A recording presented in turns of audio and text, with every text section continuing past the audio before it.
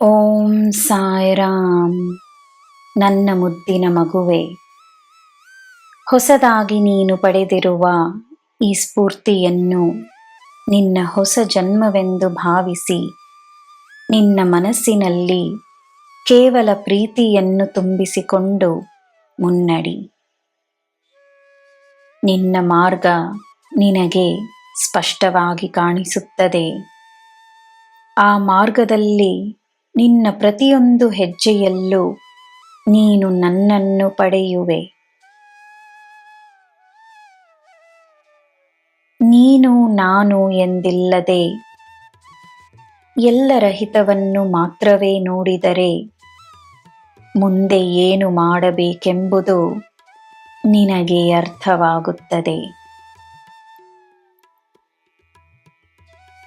ದೊಡ್ಡದಾಗಿರುವುದನ್ನಲ್ಲ, ಸರಿಯಾದುದನ್ನು ಮಾಡಬೇಕೆಂಬುದು ಮಾತ್ರವೇ ಆದ್ಯತೆಯಾಗಿರಲಿ. ಪ್ರೀತಿ, ಕರುಣೆ, ಪ್ರೇರಣೆಗೆ ಮನಸ್ಸಿನಲ್ಲಿ ನೀನು ನೀಡುವ ಸ್ಥಾನ ದೊಡ್ಡದಾಗಿರಲಿ. ಒಳ್ಳೆಯದನ್ನೇ ಮಾಡಬೇಕೆಂಬುವ ಸಂಕಲ್ಪ ದೃಢವಾಗಿರಲಿ.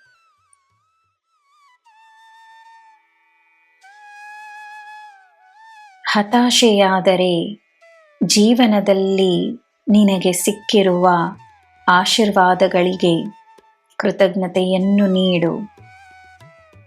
ದುಃಖವಾದರೆ ನಿರ್ಗತರ ಮುಖದಲ್ಲಿ ನಗುವನ್ನು ತರಲು ಮುಂದಾಗು. ನೋವಾದರೆ ತನ್ನಲ್ಲಿರುವ ಸಾಯಿಯನ್ನು ಆಹ್ವಾನಿಸು.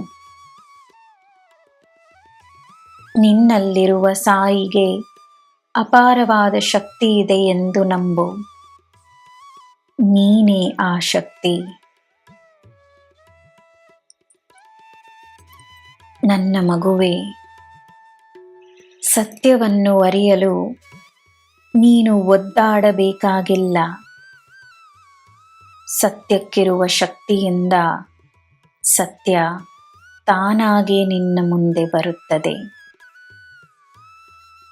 ನೀನು ನಿನಗೆ ವಹಿಸಿರುವ ಕಾರ್ಯವನ್ನು ಮಾತ್ರ ಪ್ರಾಮಾಣಿಕತೆಯಿಂದ ಮಾಡಿಕೊಂಡು ಬಾ. ನಿನಗೆ ನಾನಿದ್ದೇನೆ ಮರೆಯಬೇಡ. ನಿನಗೆ ಎಲ್ಲ ಶುಭವೇ. ಜೈ ಸಾಯಿರಾಮ್.